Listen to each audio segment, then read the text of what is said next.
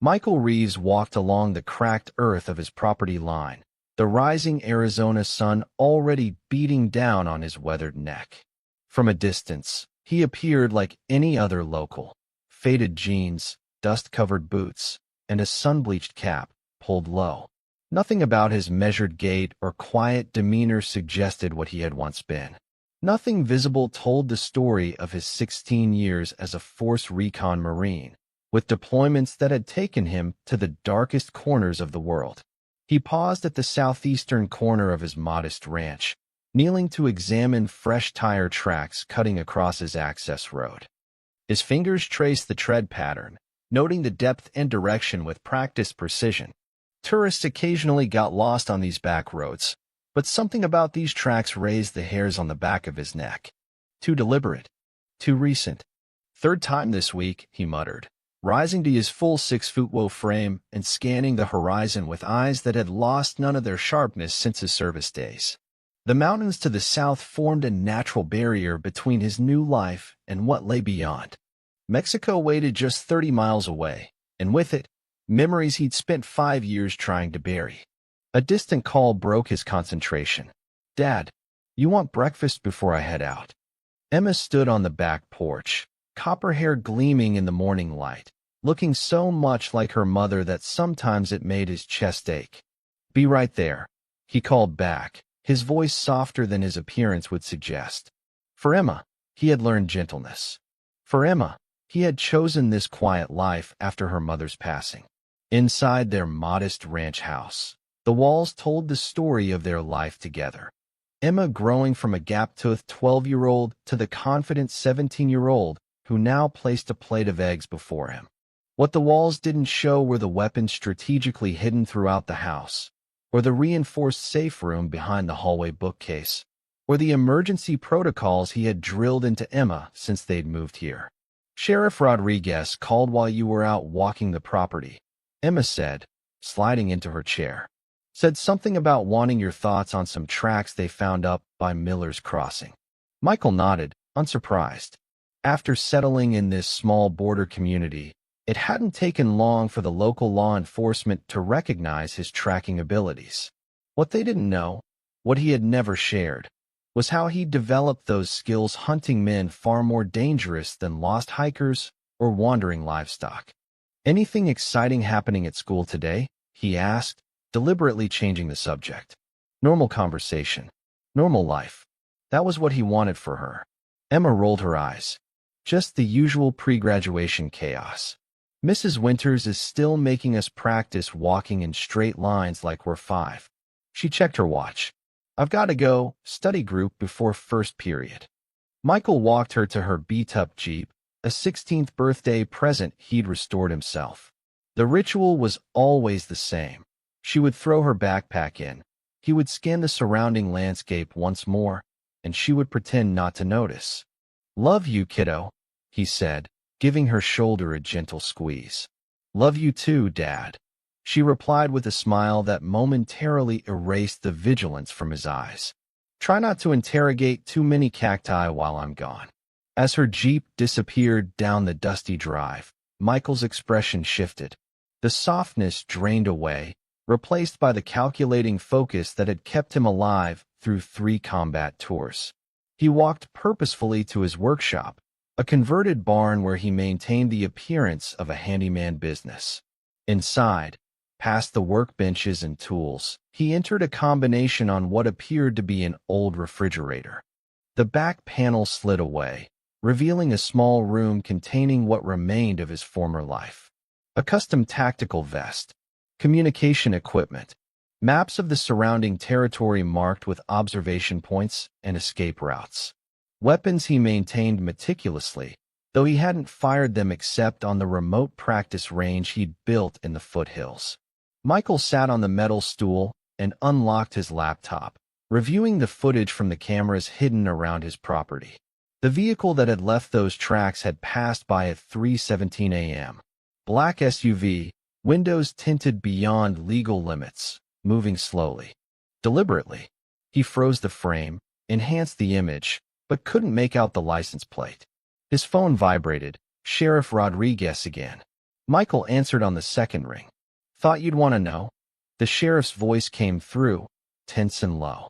Border Patrol picked up chatter. Los Sangre cartel movement increasing in the sector. Word is Ramirez might be expanding territory. Michael's jaw tightened. Diego Ramirez. A name from the past he'd hoped would stay there. Any particular reason? Michael kept his voice neutral, betraying nothing of the cold calculation already running through his mind. Nothing concrete, Rodriguez replied. But I remembered your interest in border security. Thought you should know. Interest. That was one way to put it. Their friendship had been built on the foundation of shared military experience. Rodriguez had served 2 army tours in Afghanistan before becoming sheriff. But Michael had never shared the full extent of his history with the cartel. Appreciate the heads up, Michael said. I'll keep an eye out. After ending the call, Michael pulled out a worn leather journal from beneath a loose floorboard. He leafed through the pages, coordinates, names, dates going back 7 years. His unofficial record of the operation that had dismantled one of Ramirez's major smuggling routes. The operation that had cost 6 Marines their lives and ended Michael's military career when an IED took part of his left leg below the knee. The prosthetic he wore now was state-of-the-art, undetectable under his jeans. He'd adapted so completely most locals had no idea. It was just one more secret in a life built on necessary deception. Michael closed the journal and returned it to its hiding place. Then he pulled up the school's security feed on his laptop, a backdoor he'd created after discovering the woefully inadequate system during a parent-teacher conference. Emma appeared on screen, laughing with friends at their usual table outside the library. Safe. Normal. He allowed himself one deep breath before continuing his morning routine. 20 minutes of maintenance on his prosthetic. 45 minutes of physical training, the same regimen he'd followed for 20 years, modified but undiminished. Then a drive into town, maintaining the facade of ordinary errands while he evaluated any changes in the patterns of daily life. The town of Sierra Vista had a population just under 5,000, large enough to avoid drawing attention as a newcomer, small enough that strangers stood out. Michael parked his truck in front of Garcia's general store, nodding to the regulars gathered around the ancient coffee machine inside.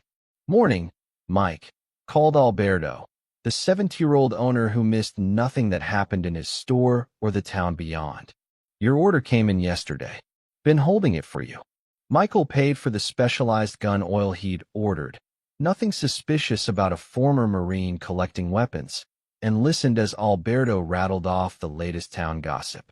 Through the seemingly idle chatter, Michael gathered useful intelligence.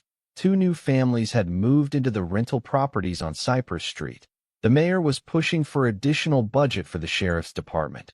A black SUV had been parked outside the diner 3 evenings in a row, driver never coming inside. "Black SUV?" Michael asked casually. "One of those fancy city types looking to buy up land again?" Alberto shrugged. "Tinted windows. Couldn't see who was driving. Marta thought they might be lost, went out to offer directions, but they drove off soon as she approached." Michael filed the information away, thanked Alberto, and continued his circuit of the town. To anyone watching, he was simply a local running errands. In reality, he was conducting a security assessment, noting changes, identifying potential threats, maintaining awareness of every entry and exit point. At the diner, he took his usual booth by the window, ordering coffee and pie he didn't want but which maintained his cover as he observed the street outside. Maria, the waitress who had unsuccessfully flirted with him since he'd arrived in town, slid into the seat across from him during her break. "One of these days, you're going to have to tell me what you're always watching for, Mike," she said, her smile not quite hiding her curiosity. "Old habits," he replied with a practiced half-mile. "Military training dies hard." "Well, whatever you did over there must have been intense. You've got the same look my brother had when he came back from Iraq. Like you're always expecting something to explode." Michael's cover story was simple and close enough to the truth to be sustainable. Honorably discharged Marine. Widower. Moved to Arizona for the dry climate that helped with old injuries. The prosthetic was explained as the result of a training accident rather than an IED in an operation that officially never happened on Mexican soil. Just enjoying the quiet life now, he said, deflecting as he always did when conversations veered too close to his past. Maria seemed about to press further when Michael's phone vibrated. A text from Emma, basketball practice running late. Don't wait up for dinner. He sent a quick acknowledgement, but something cold settled in his stomach. Emma didn't play basketball. It was their duress code, a signal that something was wrong, but she couldn't speak freely. Michael left money on the table and walked calmly to his truck, his mind shifting into operational planning. If someone was watching, and he had to assume they were, any sudden movement or sign of alarm would escalate the situation. He drove exactly 3 miles per hour above the speed limit toward the high school, taking an indirect route that would allow him to approach from the athletic fields rather than the main entrance. His right hand moved to the compartment beneath his seat, fingers brushing the grip of his Glock 19. The school came into view, seemingly normal, students milling about, buses lined up for afternoon departure. Michael parked in the visitor lot and moved with purpose toward the gym. His prosthetic leg, far from being a handicap, had been modified with his own improvements. The carbon fiber was reinforced with a titanium core that could, if necessary, be used as a weapon. Through the gymnasium doors, he spotted Emma immediately, seated on the bleachers surrounded by her usual friends, no signs of distress. But her eyes found his instantly, and the slight shake of her head was all he needed. Someone was watching. Not her, but him. He pretended to check his phone, using the reflection in the glass trophy case to scan the parking lot behind him. The black SUV was parked 3 rows back, engine running. "Dad," Emma called out with convincing surprise, jogging over to him. As she hugged him, she whispered urgently, "2 men asked if I was Emma Reeves. Said they were friends of yours from your service days. They knew details, Dad, about Mom, about Virginia." Michael kept his expression neutral as ice spread through his veins. No one from his unit knew they had moved to Arizona, and very few people knew they had lived in Virginia after his discharge. "Let's get you home, sweetheart," he said loudly enough to be heard. "I forgot we have that dinner with the Hansons tonight." There was no dinner, no Hansons, but it was part of their protocol, a signal to activate emergency measures. As they walked to his truck, Michael positioned himself between Emma and the black SUV, his body language casual, while his senses tracked every movement in their vicinity. He opened her door, then moved around to the driver's side, using the moment to memorize the SUV's license plate and note the driver's silhouette.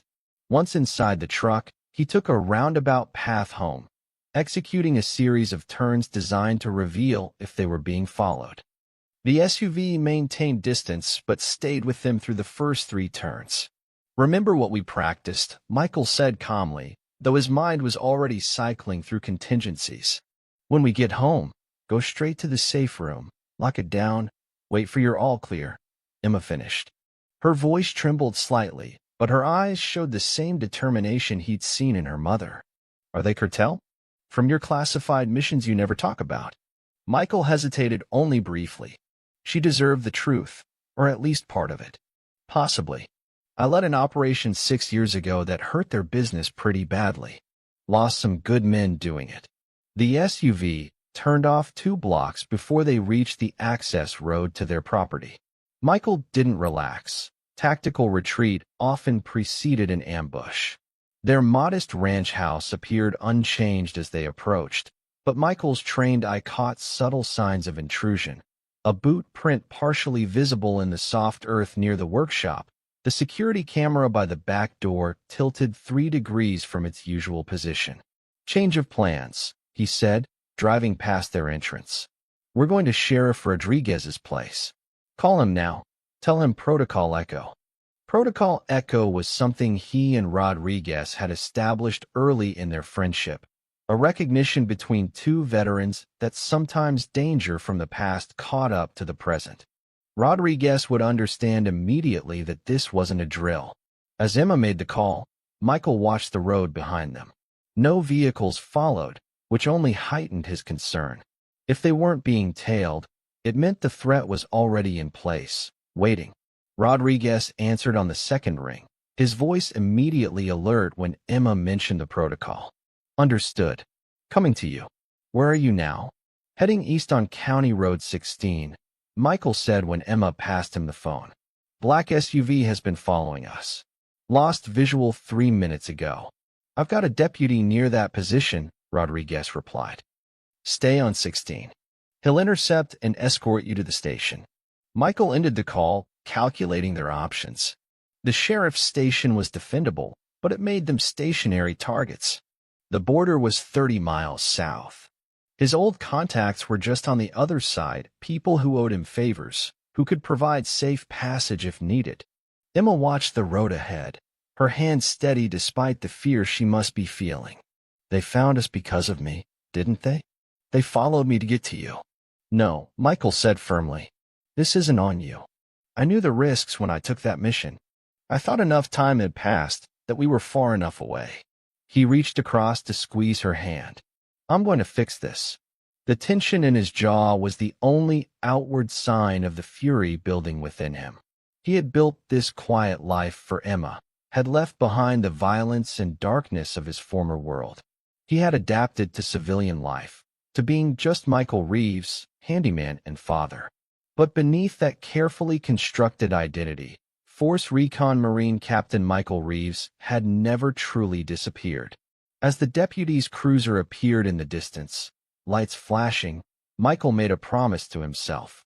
If the cartel had found them, if Diego Ramirez was seeking revenge after all these years, then Michael would remind them exactly why they had feared him in the first place. Because while he had left that life behind for Emma's sake, he had never forgotten the skills that had made him a legend among both allies and enemies. And if protecting his daughter meant returning to that darkness, he would do so without hesitation. The cartel had made a grave miscalculation. They had threatened the one person in the world he would die to protect. And for that, they would pay dearly. The sheriff's station hummed with tense activity, deputies moving with purpose while Rodriguez secured a private back office for Michael and Emma. Unlike the worn main building, this room had been recently reinforced. Heavy door, windowless walls, surveillance equipment that seemed excessive for a small-town department. Military surplus, Rodriguez explained when he caught Michael assessing the setup. After what happened in Piedra's 2 counties over last year, got approved for some upgrades. Michael nodded. The cartel takeover of Piedras had been brief but brutal. 3 law enforcement officers dead, the mayor's family held hostage for 26 hours before federal agents arrived. By then, the damage had been done. The message delivered. What do they look like? Rodriguez asked, sliding a tablet across the desk. The men who approached Emma. Emma drew a steady breath. Hispanic, late 30s. One had a scar through his right eyebrow. The other was shorter, stockier, with a tattoo on his neck, looked like some kind of bird. Michael felt a cold certainty settle in his gut. Eagle clutching a snake? Emma's eyes widened slightly. Yes. How did you, Joaquin Vega, Michael said, meeting Rodriguez's gaze. Diego Ramirez's enforcer. Rodriguez's expression hardened. You're certain? I've seen his handiwork. Michael didn't elaborate, wouldn't speak of the bodies they'd found during that final operation, the display Vega had left as a warning. Some memories were better left buried. I've got 3 deputies I trust completely, Rodriguez said. Can have you both under protective custody within the hour. Michael shook his head. That puts your men at risk. Vega doesn't leave witnesses. Emma watched this exchange, her expression morphing from fear to dawning comprehension. This isn't just about your military service, is it? These people, you've encountered them directly. The question hung in the air. Michael had never told Emma the full truth about his final deployment. The classified nature of cross-border operations meant most details remained sealed in Pentagon files. Official records showed only that Captain Michael Reeves had led a reconnaissance mission that ended with an IED explosion, resulting in casualties and his medical discharge. 6 years ago, Michael finally said, Choosing his words carefully, my unit was tasked with gathering intelligence on cartel smuggling routes.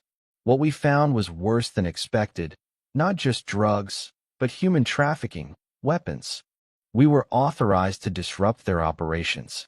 Emma's gaze never wavered. And this Diego Ramirez, he was in charge? Regional commander for Los Sangre Cartel. After our mission, he lost standing, territory.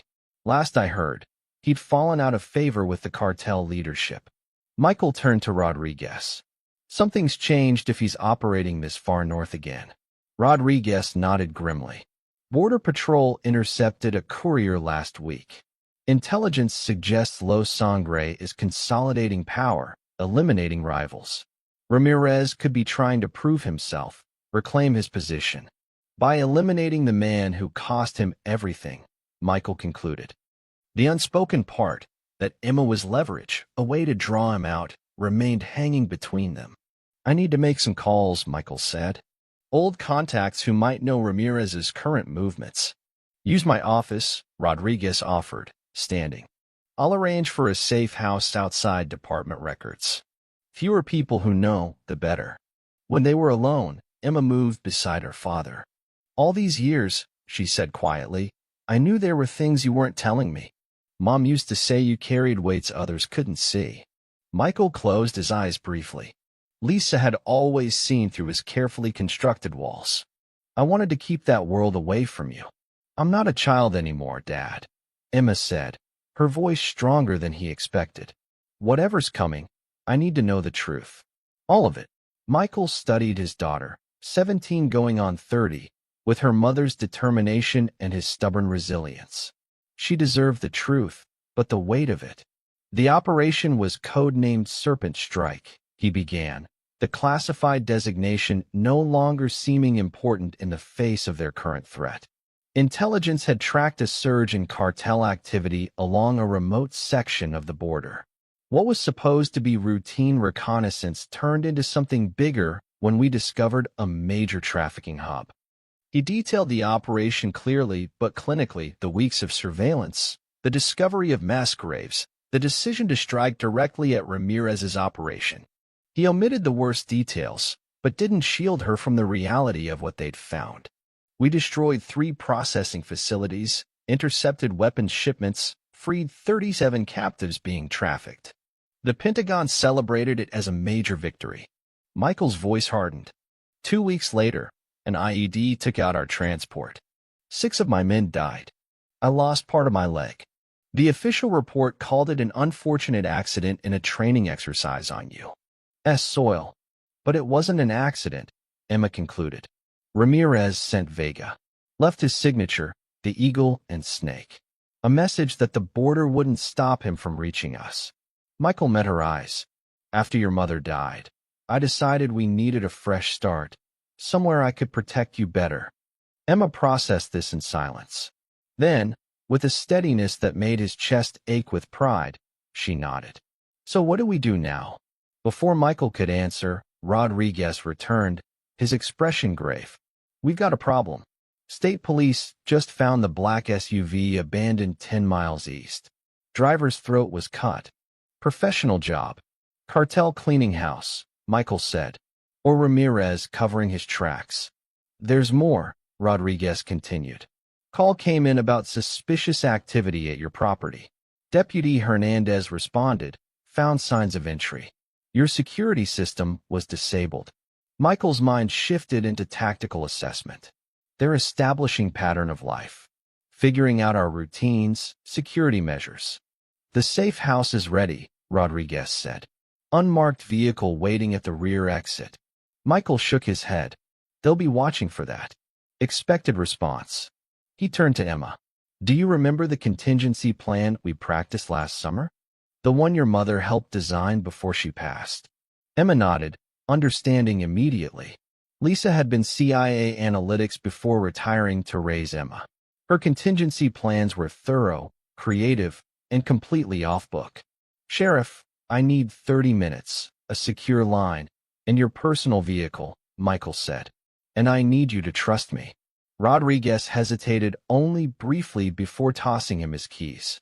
Whatever you're planning, should I know? Plausible deniability, Michael replied.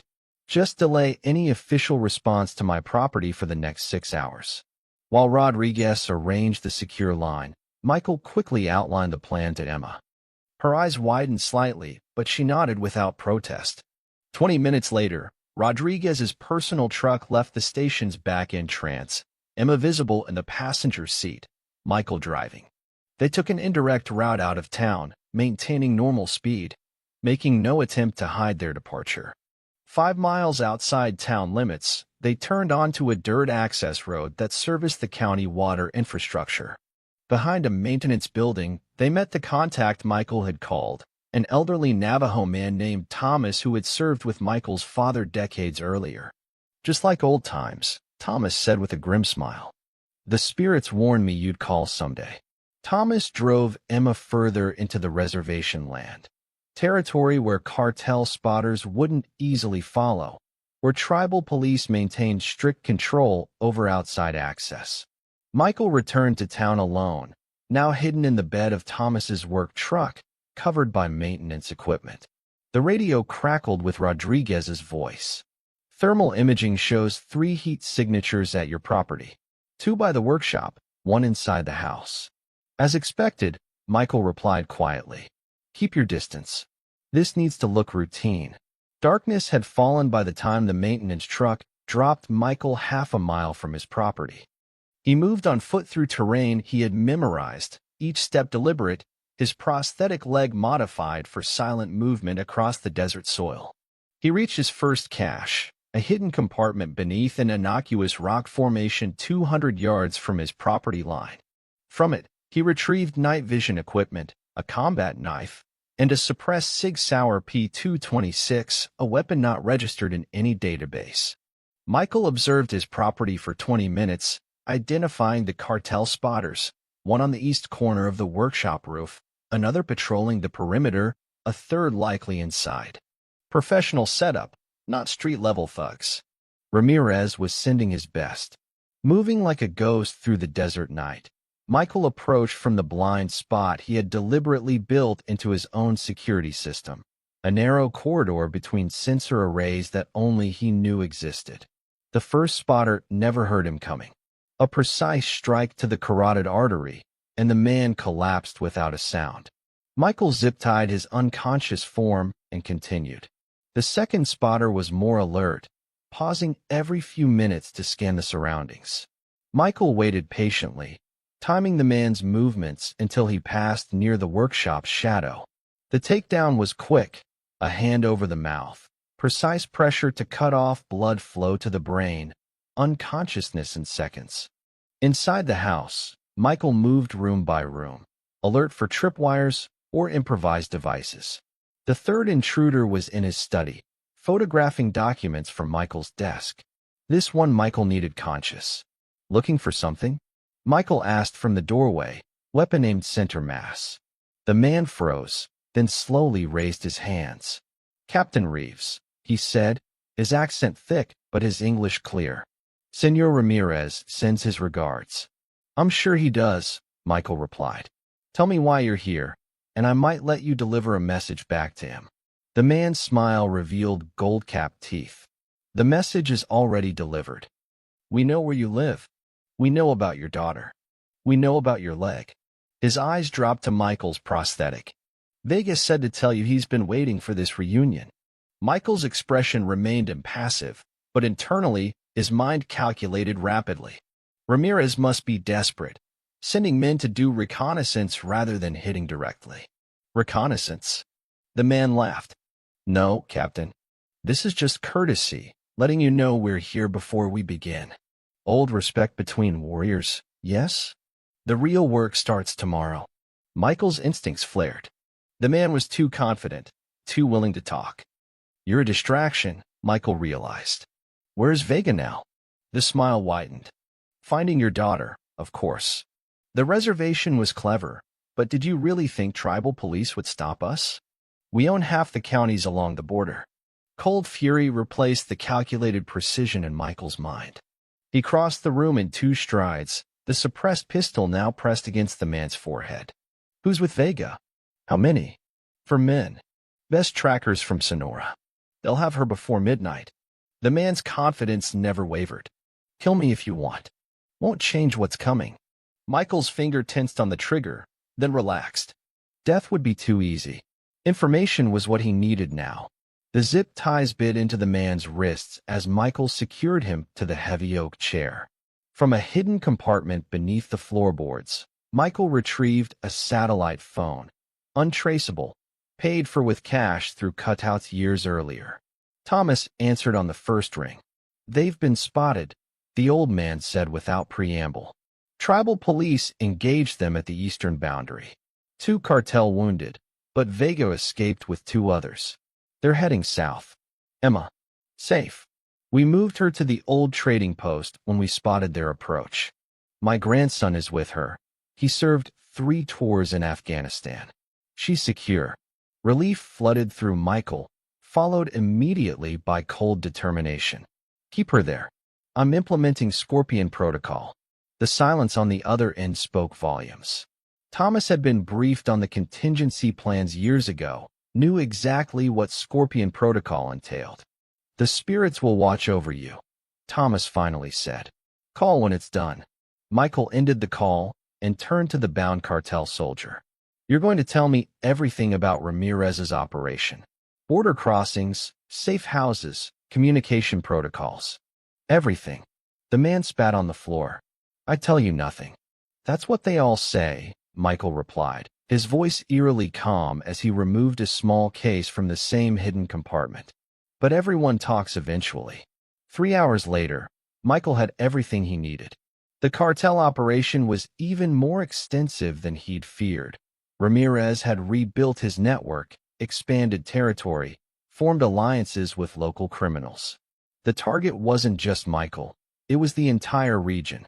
His property sat on what Ramirez planned as a new smuggling corridor.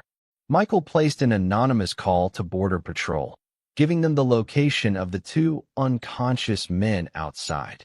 The third would provide valuable intelligence for federal authorities after Michael was finished with him.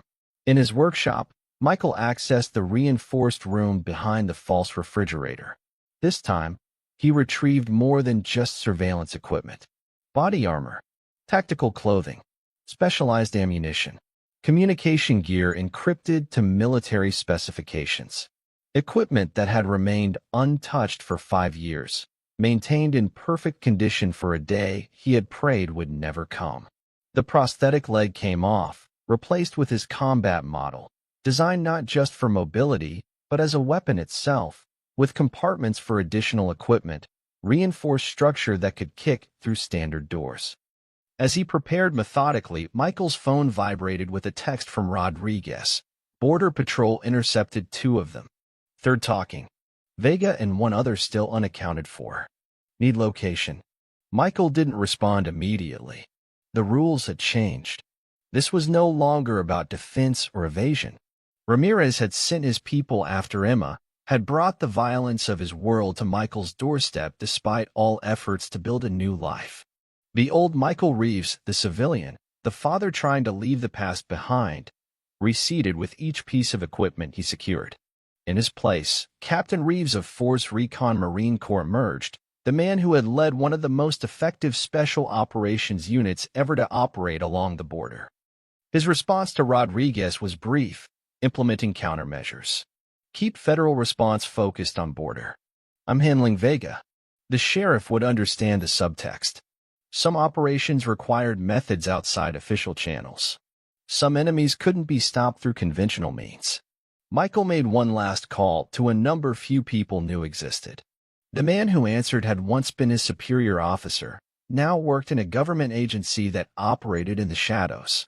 Stryker, Michael said, using the old call sign. Scorpion is active. A pause, then confirmed. Assets in position within 6 hours. Containment protocols active. Good hunting, Reaper. The use of Michael's old operational designation completed the transformation. Reaper had been the name whispered among cartel soldiers, the American ghost who appeared from nowhere, who tracked targets across impossible terrain, who never failed to complete a mission. By dawn, Michael had vanished from his property, leaving behind only the secured cartel soldier for the authorities to find.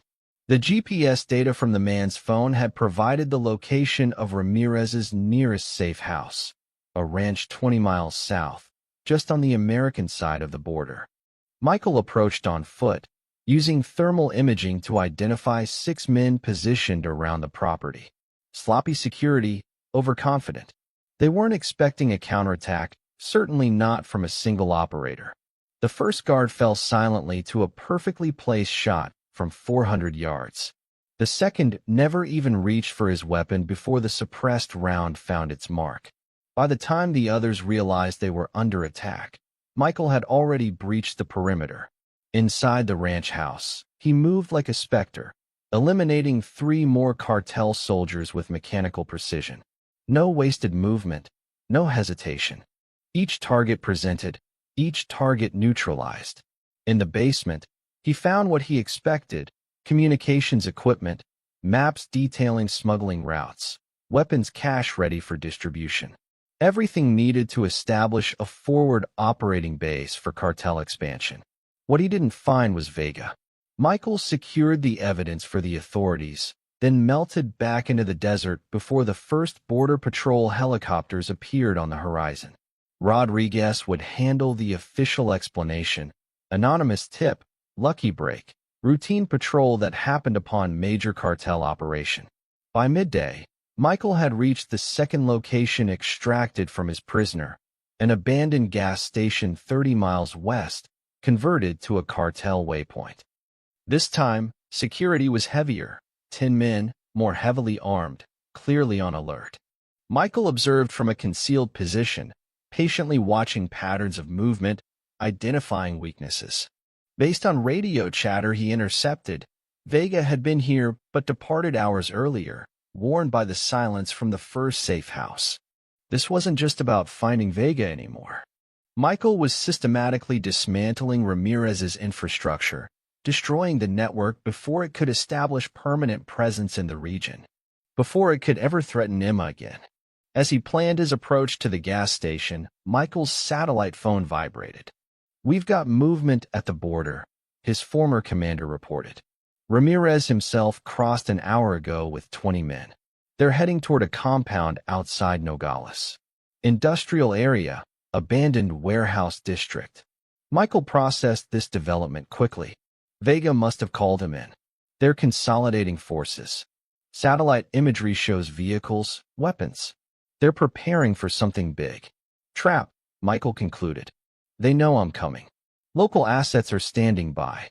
Say the word, we'll bring in a team. Michael considered the offer briefly, then declined. Too many variables with a team. I work better alone. He paused. But I'll need surveillance support and extraction plan. Already in place. Drone coverage active. Extraction team on standby 20 minutes out. A hesitation. This is off books, Reaper. Official channels are tracking this as a multi-agency border operation. Your involvement doesn't exist. Understood. Michael ended the call and adjusted his plans. The gas station would wait. Ramirez was the primary target now. Cut off the head, and the operation would collapse. Vega would be with his boss, the loyal enforcer never far from the cartel leader. As the sun began its descent toward the western horizon, Michael made one final call to Thomas. "How is she?" he asked simply. "Safe," Thomas replied. "Worried about you. Asked if you were doing the thing Mom always feared." Michael closed his eyes briefly. Lisa had always understood the darkness inside him, the capacity for focused violence that made him so effective in combat. She had loved him despite it, perhaps even for it, but had feared the day it might fully reemerge. "Tell her I'm coming home," Michael said. "Tell her I'm doing what needs to be done." "The spirits guide your path, brother," Thomas replied.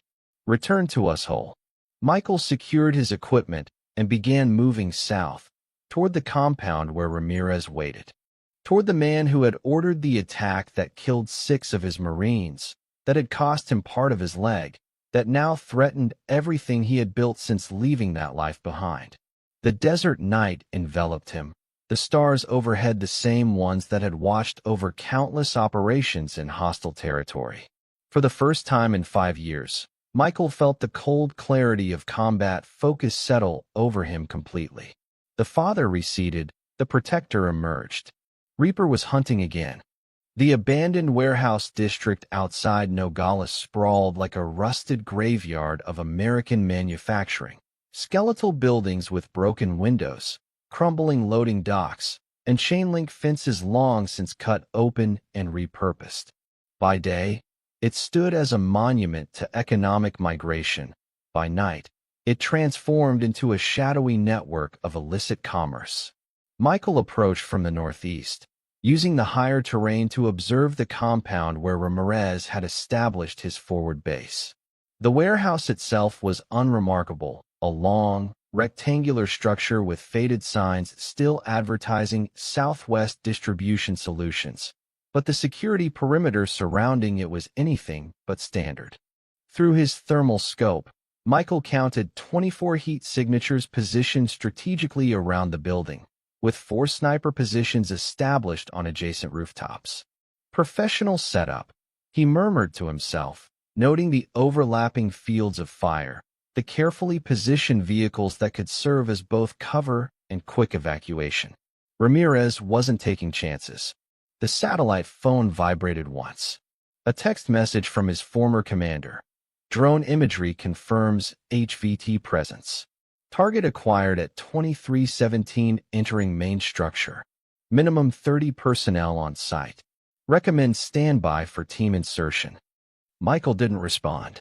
A team would mean paperwork, oversight, the potential for political complications when operating this close to the border. More importantly, it would mean time, hours of planning, coordination, the opportunity for Ramirez to slip away again. Instead, he studied the patrol patterns, identifying the weak points in the perimeter. Every security system, no matter how well designed, had vulnerabilities. The northeast corner showed a 3-minute gap between patrol rotations. The western approach had a blind spot where the floodlights created deep shadows rather than illumination. Michael's training had taught him patience, the willingness to observe for hours, to plan meticulously before taking action. But time was not on his side.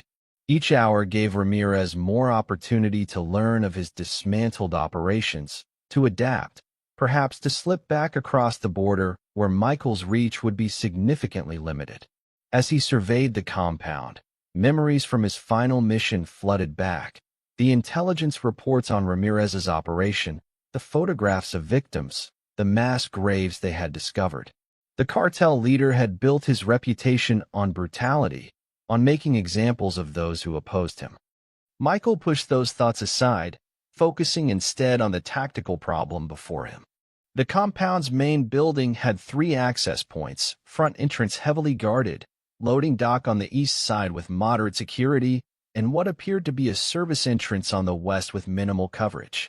His decision made, Michael moved silently down the hillside, using the sparse vegetation and natural contours of the land for concealment.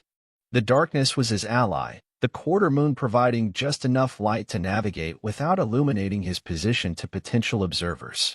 At the perimeter fence, he waited for the patrol to pass, 2 men moving with military precision, likely former Mexican special forces recruited by the cartel. Once they rounded the corner, Michael used specialized cutters to create an opening just large enough to slip through, then resealed it with wire designed to look intact on casual inspection. Inside the perimeter, Michael stayed low, moving from shadow to shadow with the measured pace of a predator. The tactical vest he wore contained specialized equipment, flashbangs modified for reduced noise signature, tear gas canisters small enough to fit through ventilation ducts, remote detonators that could create diversions.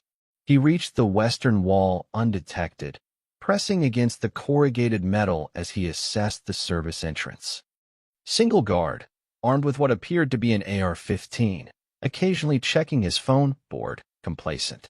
Michael removed a small canister from his vest, twisted the top to activate the contents, then rolled it precisely 15 feet to the guard's left. The resulting sound was barely audible, a soft hiss, nothing more, but the compound it released worked rapidly. The guard's head nodded once, twice. Then he slumped against the wall, unconscious from the airborne sedative. 60 seconds, that was all Michael had before the man's absence would be noticed. He moved quickly, securing the unconscious guard with zip ties and dragging him into the shadows.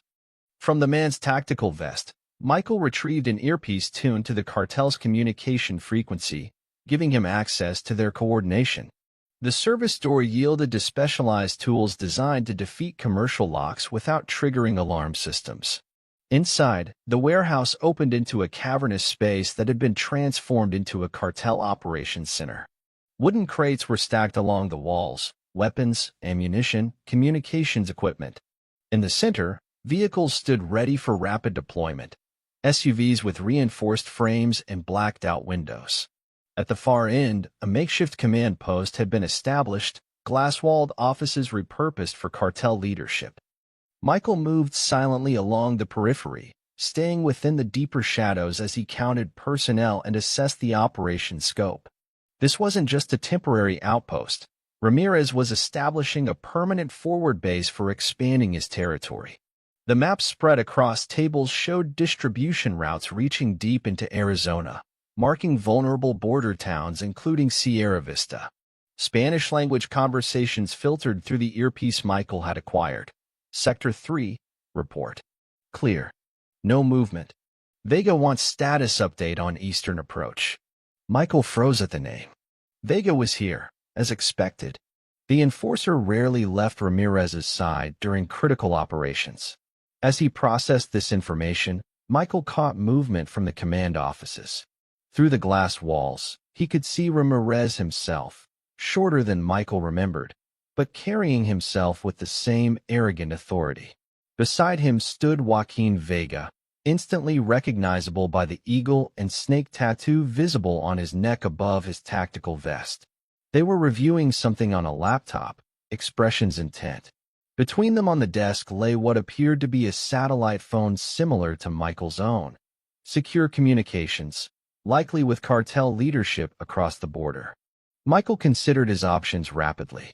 The original plan had been reconnaissance only, gather intelligence on Ramirez's operation, identify key personnel and resources, then coordinate with his former commander for a full tactical response. But seeing Ramirez and Vega together, vulnerable, shifted the calculus. One well-placed shot could end this now.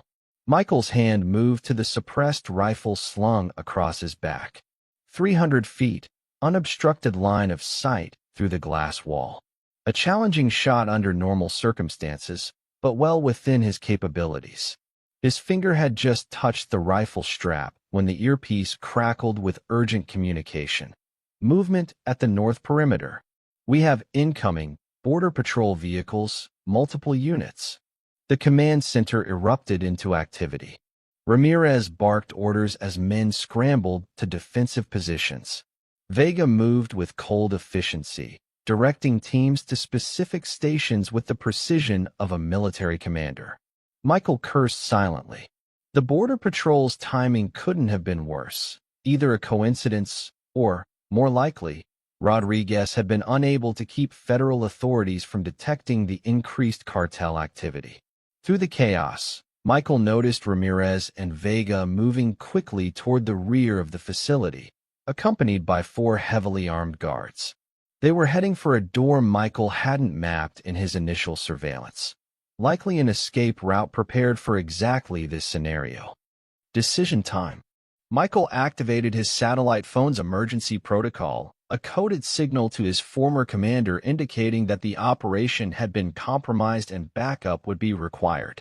Then he moved deeper into the warehouse, using the confusion of the border patrol approach as cover. The rear exit led to a narrow corridor between warehouses, barely visible in the dim light. Michael followed at a careful distance, tracking Ramirez's escape party while avoiding detection. The cartel leader and his enforcer moved with purpose, clearly familiar with their emergency extraction route. Ahead, Michael could make out the outline of vehicles waiting, 2 motorcycles and a reinforced SUV position for quick departure. The motorcycles would serve as escorts and diversions, while the SUV carried Ramirez to safety. Michael raised his rifle, calculating trajectory and wind adjustment.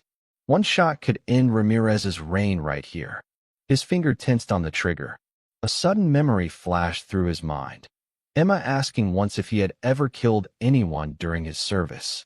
He had deflected the question then, unwilling to burden her with that knowledge.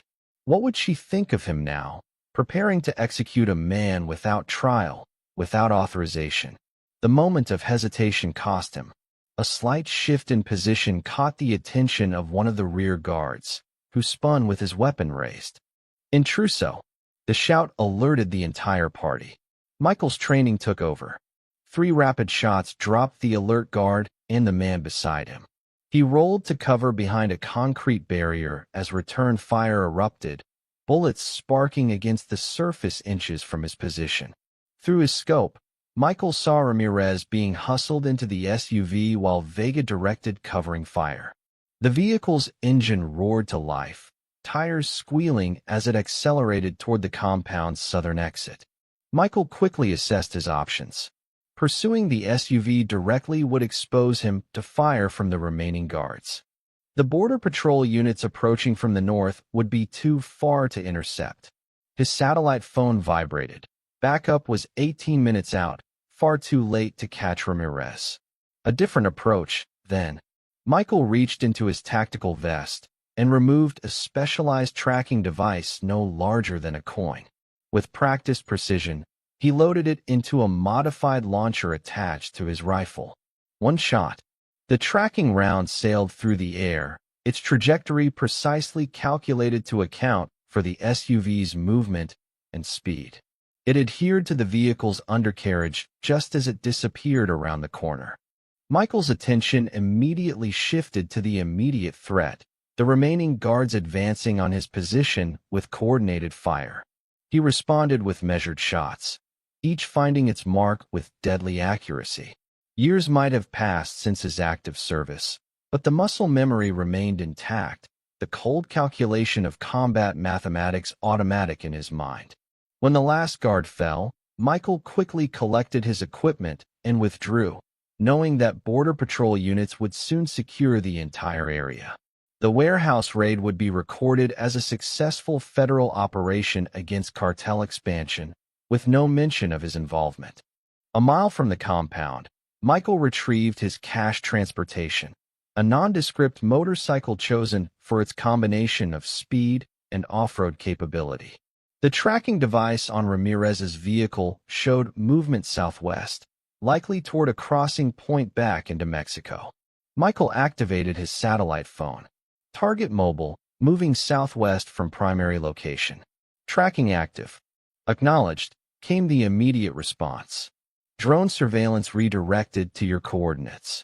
Extraction team holding its secondary position. Negative on extraction, Michael replied. I'm pursuing the primary target. A pause. Not recommended. Border Patrol and DEA assets are flooding the area. Risk of compromise or misidentification. I'll maintain distance. Need eyes on target's destination. Another pause. Understood. Drone feed being routed to your tactical display. Be advised, you're approaching Mexican territory. No official sanction for cross-border operations. Michael didn't respond to the warning. Official sanction had never been part of this mission. The tactical display mounted on his wrist showed the SUV's movement, now 15 miles ahead and maintaining highway speed toward the border.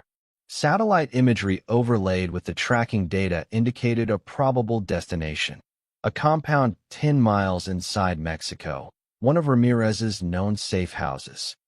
Michael altered course, taking secondary roads that paralleled the main highway. The motorcycle's engine hummed beneath him as memories surged unbidden. Similar terrain, similar mission, 6 years earlier. The night that had changed everything. They had been tracking Ramirez then, too, a reconnaissance operation that had uncovered evidence of mass killings, of cartel expansion that threatened border communities. The authorization to disrupt the operation had come from the highest levels, delivered with the understanding that it would never be officially acknowledged. The IED had detonated beneath their transport vehicle on the return journey, just 2 miles from the border. Michael had been thrown clear, his left leg mangled beyond saving. The others, Hernandez, Cooper, Martinez, Jackson, Whitman, and Reyes, had died instantly. It was only later, recovering in the military hospital, that Michael learned the truth. The explosion hadn't been random. Vega had orchestrated it specifically in retaliation for their operation against Ramirez. The eagle and snake symbol had been found carved into the vehicle's remnants. Vega's signature, his message. The tactical display beeped, pulling Michael from the memories. Ramirez's vehicle had stopped at a border checkpoint, not an official crossing, but a Cartel-controlled passage where corrupt officials would wave through the SUV without inspection. Michael adjusted his route, heading for a section of border he knew from previous operations, an area where the barrier existed more as suggestion than obstacle. The motorcycle handled the rough terrain easily, carrying him up a dry creek bed that created a natural path across the international boundary. No sirens wailed, no floodlights activated. Just the quiet transition from one nation to another, as imperceptible as it was meaningful. Michael was now operating on foreign soil, beyond any legal protection his former position might have afforded. The tracking device showed Ramirez's SUV approaching its destination, the compound visible now on satellite imagery as a walled estate set against the foothills. Michael established an observation position 2 miles out, using rocky terrain for cover as he set up surveillance equipment. Through the high-powered scope, he could see the heightened security, at least 30 men patrolling the perimeter, vehicles positioned for rapid response, anti-aircraft measures on the roof suggesting Ramirez feared not just ground assault, but aerial intervention as well. Michael activated the thermal imaging, counting heat signatures within the compound. Approximately 40 personnel, concentrated in the main house and guard positions. Ramirez would be in the central structure, likely in protected rooms designed to withstand assault. His satellite phone vibrated. "We're tracking your position," his former commander said without preamble. "You've crossed the border." "Affirmative. This is beyond parameters, Reaper. You're operating without authorization in foreign territory. Target is confirmed at location. High-value intelligence opportunity." A heavy sigh came through the connection. "We both know this isn't about intelligence gathering anymore." Michael didn't respond. "Listen carefully." The commander continued, his voice dropping. "There are discussions at high levels. Ramirez's expansion has drawn attention. An official operation may be authorized within 72 hours. He'll be gone by then. That's not your call to make. Return to extraction point immediately. That's an order." Michael stared at the compound through his scope, watching as Ramirez emerged from the SUV, Vega close behind him. "Understood," he replied, then ended the connection. He would not be at the extraction point. Both men knew it. Michael settled in to observe the compound's routines, identifying patrol patterns, communication procedures, vulnerabilities in the security perimeter.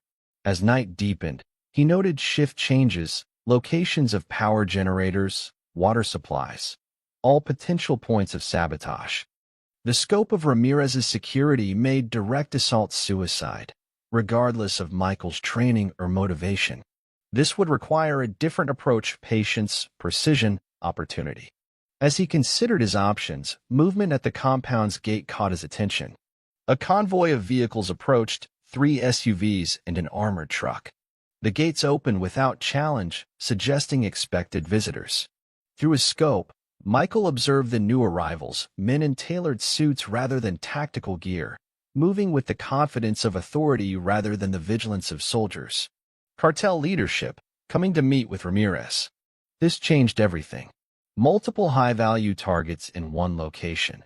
A rare intelligence opportunity that might justify his unauthorized border crossing if properly documented.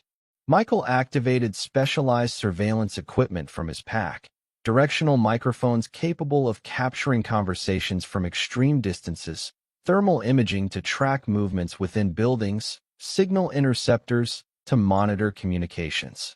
For the next 3 hours, he gathered intelligence systematically, identifying individuals through facial recognition software built into his tactical display, recording conversations when possible, documenting the compound's defenses for potential future operations.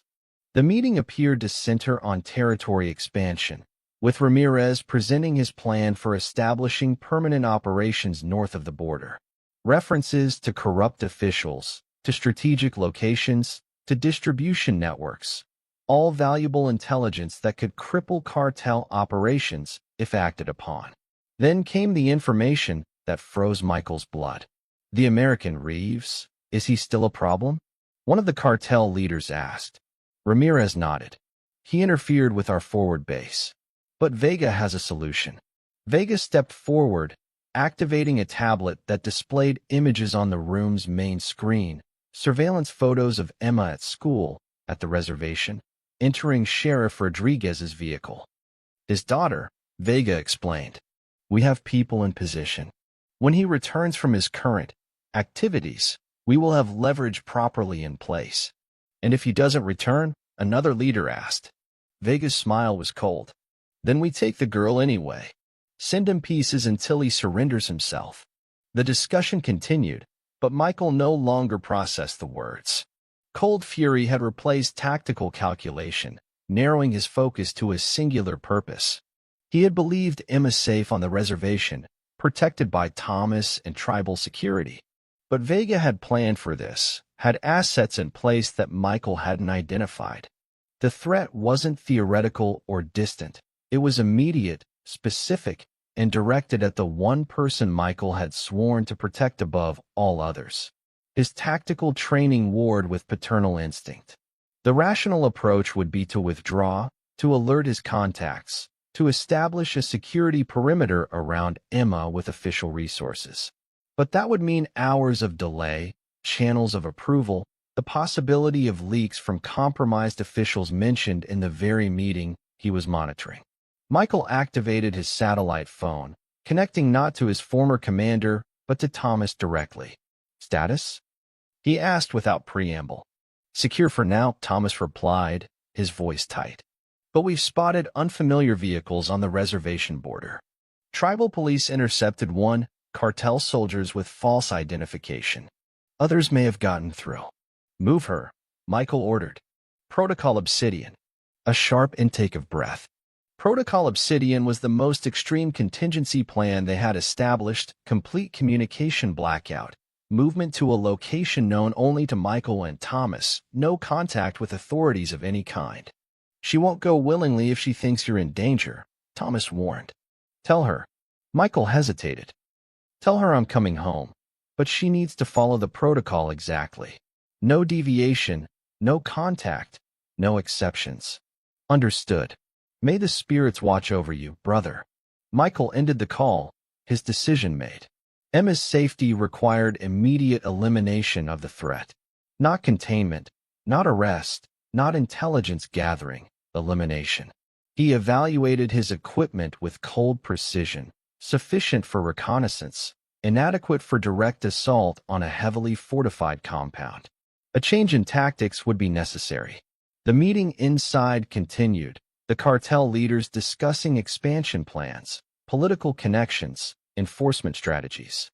Michael recorded everything, ensuring the intelligence would find its way to the appropriate authorities regardless of the outcome of his personal mission. As the meeting concluded, cartel leaders began departing in the same vehicles that had brought them. Michael tracked their movement, noting that Ramirez and Vega remained at the compound while the others returned to their respective territories. An opportunity presented itself. Rather than assaulting the compound directly, a suicide mission against superior numbers and fortifications, Michael could target Ramirez during his inevitable movement to the next secure location. Patience, the quality that had made Michael particularly effective during his military service. The ability to wait for precisely the right moment, the perfect conditions, rather than rushing an operation out of emotion or impatience. He settled deeper into his observation position, pulling a camouflage cover over his equipment to shield it from early morning light. The compound maintained its security rhythm, patrols, shift changes, communications checks. Nothing to indicate they were aware of his presence or surveillance. At sunrise, activity increased. Vehicles were prepared, equipment loaded, communications intensified. Ramirez was moving again, likely to a more secure location deeper in cartel territory where even Michael's former agency connections would be unable to reach him. This would be the opportunity. Ramirez in transit, security stretched along a mobile route rather than concentrated in a defensive position. Vulnerable, however briefly. Michael recorded the preparations meticulously, noting vehicle configurations, personnel distributions, communications protocols. The intelligence value alone would justify his operation if he could deliver it to the proper authorities. But intelligence was secondary now. Emma's safety required Ramirez and Vega eliminated, their threat permanently neutralized. As the convoy prepared for departure, Michael activated a specialized function on his tactical display modeling software that predicted route options based on terrain, security considerations, and known cartel patterns. 3 likely routes emerged, with the highest probability assigned to a mountain passage that offered both coverage from aerial surveillance and limited approach vectors for potential attackers. It was where Michael would have gone in Ramirez's position, which meant it was where he needed to be. Moving with renewed purpose, Michael gathered his equipment and mounted the motorcycle. The route to the mountain passage required rapid movement across exposed terrain followed by a technical climb that would push his prosthetic leg to its design limits. The physical challenge focused his mind, driving out emotional responses and leaving only the mechanical perfection of operational execution. Each mile brought him closer to the intercept point. Each foot of elevation positioned him better for what would come. 2 hours later, Michael had established position at a natural choke point along the mountain route, a narrow passage where the convoy would be forced to slow, vehicles unable to maneuver or bypass obstacles. It was the tactically perfect location for an ambush. From his vantage point, Michael could observe 3 miles of the approach road without being visible to advance scouts or surveillance. The motorcycle was concealed beneath camouflage netting, his position reinforced with natural materials that broke up his outline against the rocky terrain. The waiting would be the hardest part, maintaining the perfect balance between vigilant readiness and conservation of energy. Michael settled into the mindset that had served him through countless operations, controlling his breathing, cycling through micro-rest routines that kept muscles from cramping while maintaining instant response capability. His satellite phone remained silent. Either his former commander had accepted his decision or, more likely, was mobilizing resources for the aftermath. There would be consequences for this unauthorized operation, potential prosecution, certainly the end of any remaining privileges from his military service. Michael found he cared little for these considerations. If Emma was safe, nothing else mattered. The sound reached him first, the low rumble of heavy engines negotiating rough terrain. Michael activated his surveillance system, confirming the approaching convoy matched the configuration he had observed leaving the compound. For vehicles, 2 advanced SUVs for security, the armored transport carrying Ramirez, and a rear SUV with additional guards. Standard cartel protocol would have Vega in the lead vehicle, ensuring the route was secure before Ramirez passed. The tactical display confirmed heat signatures consistent with this distribution. 4 men in the lead vehicle, including one in the command position, that would be Vegas. Michael checked his weapon one final time, then deployed the specialized equipment he had prepared during the waiting period. Remote detonators positioned at strategic points along the route. Armor-piercing rounds loaded. Escape route confirmed. The lead vehicle approached the choke point, slowing as the driver navigated the narrowing passage. Through his scope, Michael could clearly see Vega in the passenger seat, directing the security team with hand signals. The enforcer's eagle and snake tattoo was visible even at this distance, a reminder of all he had taken from Michael and those who had served with him. Michael centered his breathing, aligning body and mind for what came next. The moment suspended as he prepared to take the shot that would begin the engagement. A flash of Emma's face crossed his mind, not as she was now, but as a small child, looking up at him after a nightmare, seeking reassurance that the monsters weren't real. Some monsters were very real, and sometimes fathers had to become monsters themselves to keep their children safe. Michael exhaled slowly, his finger taking up the first pressure on the trigger. The lead SUV was perfectly positioned now, its occupants unaware of the threat above them. Through his scope, he could see Vega clearly, the man responsible for the deaths of his team, for the loss of his leg, for the threat now hanging over Emma. The shot would be challenging, but well within his capabilities. 800 yards, light crosswind, 15-degree downward angle. Variables automatically calculated by both the weapon's advanced optics and the thousands of similar shots Michael had taken throughout his career. 3 seconds to impact. The radio clipped to Vega's tactical vest suddenly crackled to life. The enforcer's head turned slightly, his expression shifting from confidence to alert concern. Something had changed, a warning received, a threat detected. Michael adjusted his aim fractionally and squeezed the trigger. The suppressed rifle coughed once, the armor-piercing round traveling the distance in a perfect arc before punching through the SUV's reinforced windshield and into the driver's skull. The vehicle immediately swerved, crashing into the rock wall of the narrow passage. Vega reacted with the instincts of a trained killer, rolling out of the passenger door into a defensive position, weapon already drawn. The convoy behind erupted into coordinated action, security personnel deploying in textbook formation, creating overlapping fields of fire while the armored transport reversed rapidly. Michael triggered the first remote detonator. The explosion wasn't large, designed for precision rather than destruction, but it effectively blocked the road behind the transport, trapping the convoy in the passage. The rear security SUV was disabled, its occupants momentarily stunned by the controlled blast.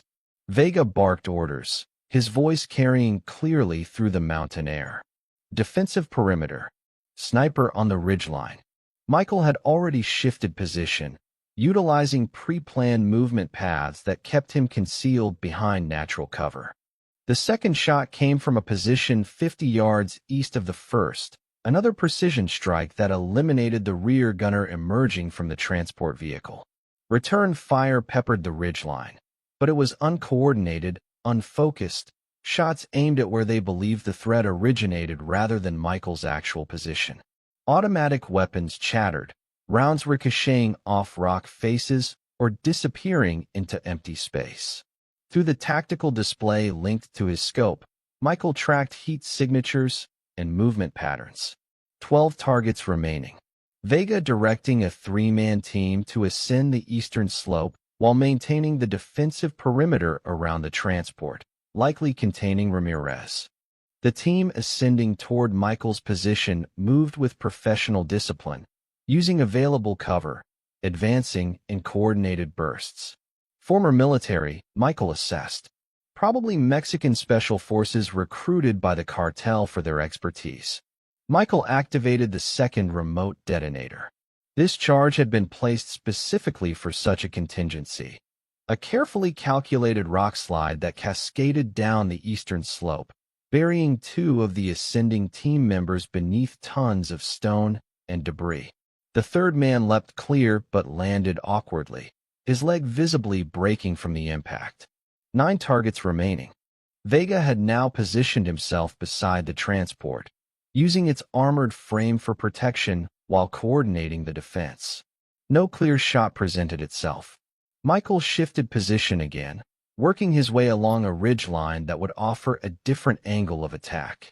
His prosthetic leg performed flawlessly, the specialized combat model absorbing impact and providing enhanced stability on the uneven terrain. The sound of helicopter rotors suddenly cut through the mountain air, distant but approaching rapidly. Cartel reinforcements, Michael calculated, likely summoned by Ramirez when the ambush began. The tactical situation would shift dramatically once air support arrived. His window was closing.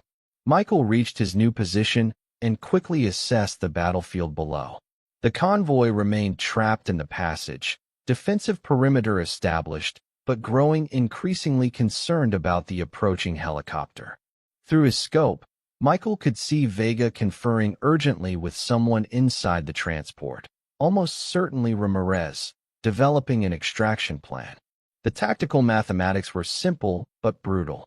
Once the helicopter arrived, Michael's advantage would disappear. Direct engagement with reinforced cartel forces would be suicide. His only option was to complete the mission objective before extraction became possible. Michael centered his breathing once more, calculating trajectory, windage, bullet drop. This shot would be the most challenging yet, 1,200 yards, through the narrowest of openings in the transport's defensive perimeter, requiring the round to pass through a specific point in space at a precise moment. As he prepared to take the shot, a flash of movement caught his attention. The transport's rear door opened slightly, and a metallic cylinder tumbled out, smoke grenade, designed to create visual cover for extraction. Michael had been anticipating this exact tactic. His fingers squeezed the trigger a half-second before the smoke began to billow. The round traveled the distance in less than 2 seconds, passing through the expanding cloud of smoke and into the transport's open doorway. A scream confirmed impact, not fatal, based on the pitch and duration, but significant. Vega's reaction was immediate and furious. He directed concentrated fire toward Michael's position while simultaneously ordering the remaining security team to prepare for emergency extraction. The helicopter sounds grew louder, now less than 2 minutes out. Michael triggered his third detonator, this one placed on the western slope of the passage. The resulting explosion wasn't designed to kill but to distract, creating a diversion that would draw attention away from his actual position. It worked precisely as intended. Half the remaining security team shifted their focus westward, believing the threat had relocated. Michael used the opportunity to eliminate 2 more targets with rapid, precise shots, one through the base of the skull, the other through the upper spine. Both instantly fatal, both allowing him to maintain concealment. 5 targets remaining. The helicopter now visible on the horizon. Michael made a tactical decision. Remaining stationary to continue precision elimination would leave him vulnerable to air support. His alternative was direct engagement, closing distance, utilizing his close-quarter combat expertise, accepting significantly higher risk in exchange for assured mission completion. The choice made, Michael moved with controlled urgency down the eastern slope, using natural gullies and rock formations for concealment. His approach was silent, measured, invisible to the cartel forces focused on external threats rather than infiltration. The first security team member died without awareness of the threat, a combat knife precisely placed at the base of the skull, severing the spinal cord before the brain could register pain or danger. Michael eased the body down silently, already moving toward his next target. The second and third fell similarly, one with a crushed trachea from a precisely delivered strike, the other with a broken neck from a technique Michael had learned from Filipino special forces during joint operations years earlier. 2 targets remaining: Vega and whoever was inside the transport with Ramirez. The helicopter was 30 seconds out, its downdraft already disturbing the smoke cloud that had expanded around the transport. Michael's window was closing rapidly. Movement at the transport's side door caught his attention. A figure emerged. Not Ramirez, but a medic, based on the equipment he carried. The smoke grenade had been cover for medical intervention, not extraction, which meant Ramirez was wounded, possibly critically, from Michael's earlier shot. Vega spotted Michael at the same moment Michael saw him. Their eyes locked across 30 feet of blood-soaked mountain terrain. Recognition immediate and mutual. The enforcer's face contorted with a combination of rage and grudging respect.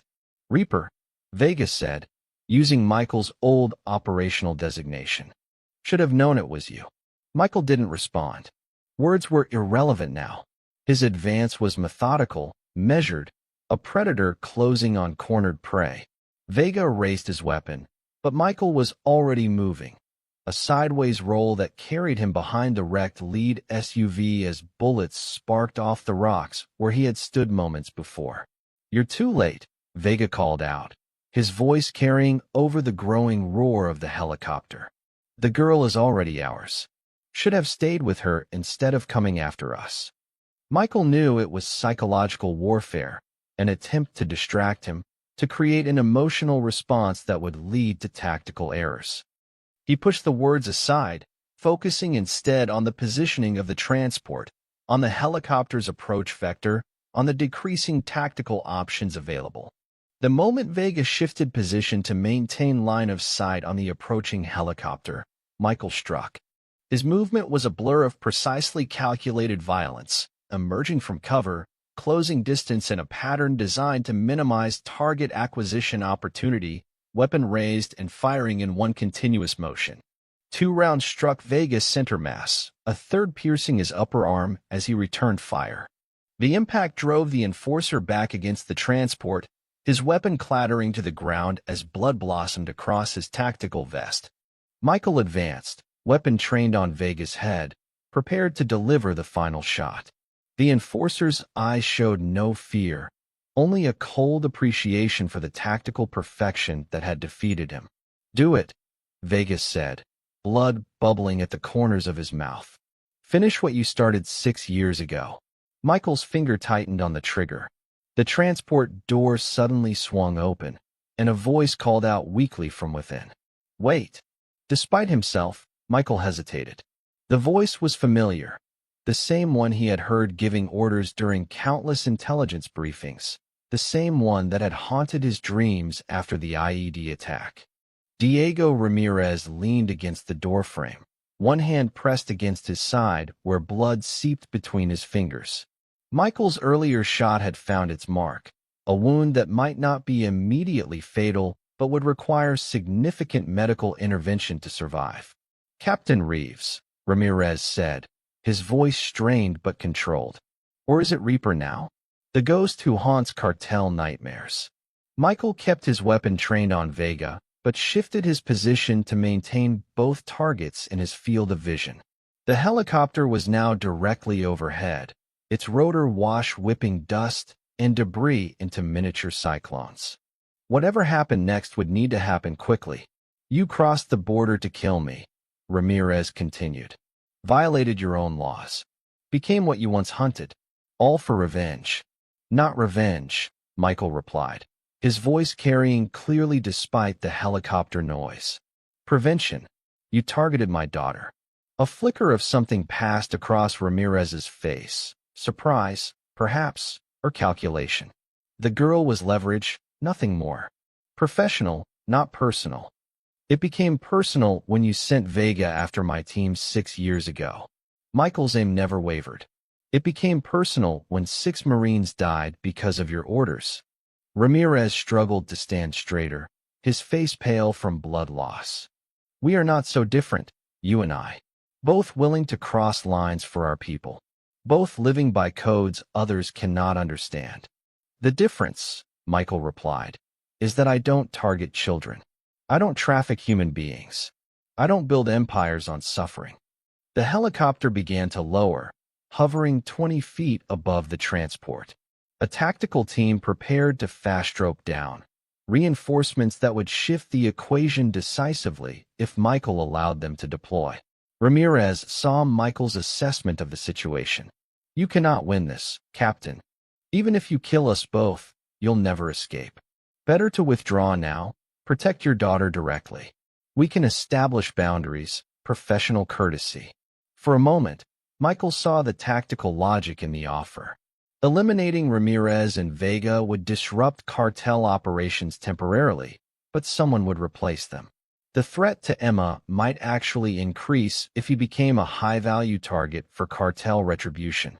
Then he remembered the intelligence he had gathered, the expansion plans, the network of corruption, the operations that would bring cartel violence into dozens of border communities. How many daughters would be at risk then? How many families would face the terror Emma had experienced? No deals, Michael said, his decision made. He fired twice in rapid succession, one round through Ramirez's skull, the second through Vegas.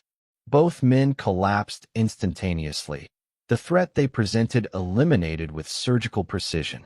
The tactical team on the helicopter responded immediately, automatic weapons fire raking the ground as Michael dove for cover behind the transport. Bullets sparked off armored plating, creating a cascade of metallic impacts that momentarily disoriented even Michael's combat-hardened senses. No direct assault possible. No path up the slopes that wouldn't expose him to concentrated fire from above. The tactical situation had deteriorated beyond recovery. Michael activated his satellite phone, connecting to his former commander one final time. Targets eliminated, he reported calmly. Immediate extraction required. Negative on extraction, came the tense reply. Too hot. Mexican authorities scrambling aircraft. International incident brewing. Michael had anticipated this possibility. Understood. Implementing Protocol Zodiac. A pause. That's Suicide Reaper. Only if it fails. Michael ended the transmission and began executing his contingency plan. The first step was distraction. Michael deployed his remaining remote detonators simultaneously, charges placed at strategic points along both slopes of the passage. The resulting explosions weren't designed for maximum casualties but for maximum confusion, rock slides, dust clouds, secondary debris cascades that forced the helicopter to gain altitude and disrupted tactical coordination. In the chaos, Michael moved with purpose toward the rear of the disabled convoy. The cartel reinforcements would be focused on the transport, on recovering their leaders' bodies, on searching the slopes for the attacker. They wouldn't expect him to move deeper into their territory rather than attempting escape. The dust cloud provided temporary concealment as Michael reached the rear security SUV. The vehicle was damaged but not destroyed. Its driver's side crumpled from the earlier explosion, but its mechanical systems potentially functional. Michael quickly assessed the damage. Engine intact, transmission likely operational, fuel system compromised but not critically. He removed specialized equipment from his tactical vest, adaptive electronic bypass module, accelerated hotwire kit, reinforced ignition bridge. The vehicle sputtered to life on the third attempt. Michael wasted no time, accelerating hard down the mountain passage away from the ambush site, away from the most likely extraction routes, deeper into cartel territory where pursuit would expect him least. The tactical display on his wrist showed available options, mapped mountain routes, potential choke points where additional ambushes might be established, nearby cartel facilities that would be mobilizing in response to the attack. Every path presented significant risk, but standing still guaranteed failure. Michael selected the route that offered the optimal balance of speed and concealment, a logging road that wound through dense forest before connecting with a regional highway. If he could reach the highway undetected, alternative extraction options became viable. The SUV handled poorly, its damaged suspension and compromised steering creating challenges on the rough mountain terrain. Michael compensated automatically, adjusting technique to maintain maximum sustainable speed without losing control. Through the tactical display, he monitored communications, cartel forces coordinating search patterns, helicopter reporting visual conditions, Mexican federal police mobilizing response units. A net closing around him with methodical precision. 20 minutes into the escape, the SUV's fuel system finally failed completely, the damage more extensive than initial assessment had indicated. Michael guided the vehicle off the logging road into dense undergrowth, concealing it from aerial observation before continuing on foot.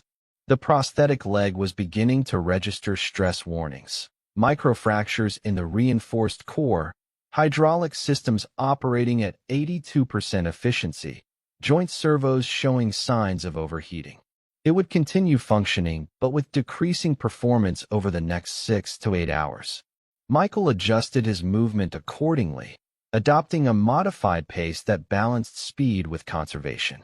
The terrain worked both for and against him, providing concealment but slowing progress, offering multiple escape routes, but leaving signs that trained trackers could follow. His satellite phone vibrated once, a prearranged signal indicating that the intelligence package he had compiled on Ramirez's operation had been successfully transmitted to appropriate agencies. Whatever happened to him personally, the mission objectives had been achieved. Ramirez's expansion plans died with him, the network identified for dismantling by official channels. But the most important objective remained, ensuring Emma's safety. Michael activated the secure messaging system built into his tactical display, sending a single word to Thomas's emergency contact protocol, sundown. The acknowledgement came seconds later. Received. Package secure. Relief flooded through Michael momentarily before tactical focus reasserted itself. Emma was following Protocol Obsidian, moving to the secure location only she and Thomas knew about. She would remain there until receiving direct confirmation from Michael, or until the predetermined time limit expired, triggering alternative protocols. Those alternatives would activate only if Michael failed to return. Provisions for Emma's future, for her security, for the life he had tried to build for her away from the violence of his past. The sound of helicopter rotors interrupted his thoughts, different pitch than the Cartel aircraft, heavier chassis based on acoustic signature. Military. Mexican federal forces joining the search. Michael adjusted course again, moving toward an area of thermal springs he had identified on specialized topographic displays. The natural heat signatures would mask his own from infrared tracking, providing temporary advantage against aerial surveillance. 2 hours later, Michael had covered 18 kilometers of difficult terrain, a pace that would have been impressive for an uninjured operator, nearly miraculous for one with a prosthetic limb. But the leg was now registering critical stress warnings, its performance degraded to 64% efficiency. The specialized combat model had been designed for operational missions of 12 hours maximum, not extended evasion through mountainous terrain. Michael reached a decision point, a ridgeline overlooking terrain that descended gradually toward the southeast. Across the valley, approximately 22 kilometers distant, lay the border. Beyond that, potential extraction options if he could reach U.S. territory without being intercepted. The tactical display showed search patterns closing from multiple directions. Cartel forces from the west and north, Mexican federal police from the south, military helicopters conducting sweeping patterns overhead. The net was tightening with professional efficiency. Michael assessed his remaining resources, limited ammunition, depleted tactical equipment, compromised mobility. The odds of successful evasion were decreasing exponentially with each passing hour. A different approach, then. Michael activated his satellite phone one final time. Situation critical. Requesting Broken Arrow protocol. The response was immediate, his former commander's voice tense but controlled. That's beyond my authorization level, Reaper. Upload my position data. Provide complete operational record to clearing authority. Mission objectives achieved, intelligence package delivered. Protocol justified. A long pause. They'll want to know why you crossed the border. Why you eliminated targets rather than gathering intelligence. Why you went all book. Michael's response was simple. Tell them I had a daughter. Another pause, longer this time. When the voice returned, it carried the weight of a decision already made. Position data received. Broken Arrow acknowledged. Timeline 15 minutes. Understood, Michael replied. One last thing. If I don't make it back, I'll make sure she knows what you did, what you sacrificed. Thank you. Michael ended the transmission and began preparatory procedures. Broken Arrow was the most extreme extraction protocol available, a cross-border special operations recovery mission authorized only when high-value personnel or intelligence were at imminent risk of capture. The diplomatic consequences were severe, the operational risks extreme, the justification required at the highest levels of government. Michael moved to a clearing large enough for helicopter landing, establishing equipment to guide the extraction team. Infrared beacons visible only through specialized equipment. Encrypted locators signal broadcasting on secure frequencies. As he completed preparations, the tactical display warned of approaching forces. Cartel teams closing from multiple directions, having identified his trail despite evasion measures. Tom was running critically short. Michael established a defensive perimeter with remaining equipment, positioning himself to delay pursuit forces long enough for extraction to complete. The prosthetic leg had now degraded to 47% efficiency, sufficient for stationary defense, but inadequate for further evasion. The first cartel team appeared at the ridgeline 9 minutes later, 4 operators moving with tactical discipline, weapons ready, communications equipment coordinating with additional teams approaching from different vectors. Michael held position, controlling his breathing, calculating trajectories, and firing solutions. When the team advanced into the optimal engagement zone, he took the first shot. The precision round eliminated the point man instantly. Before the others could establish the direction of fire, Michael had shifted position and engaged a second target. The remaining 2 operators deployed to cover, returning fire toward Michael's original position while calling for reinforcements. Michael maintained fire discipline, engaging only when clear shots presented themselves, preserving ammunition while maximizing psychological impact. The cartel operators, despite their training, grew increasingly hesitant to advance into what appeared to be a prepared killing zone. The sound of approaching helicopters cut through the intermittent gunfire. Heavy assault models based on acoustic signature. The extraction team was inbound, 3 minutes from position. Additional cartel forces appeared on the western ridge, at least 8 operators, moving in coordinated fire teams with heavier weapons. The tactical situation deteriorated rapidly as they established overlapping fields of fire, forcing Michael to remain in increasingly limited cover. A round grazed his left shoulder, another impacted 6 inches from his position. Michael maintained discipline, engaging priority targets with continued precision despite the increasing pressure. 2 more cartel operators fell to his fire, but the volume of incoming rounds made effective counterattack increasingly difficult. The helicopters crested the ridgeline, 2 Black Hawks flying nape-of-earth, weapon systems already engaging cartel positions with devastating accuracy. The extraction team had arrived precisely on schedule, their response overwhelming the cartel forces with military precision. 1 helicopter maintained suppressive fire while the other descended rapidly toward Michael's position.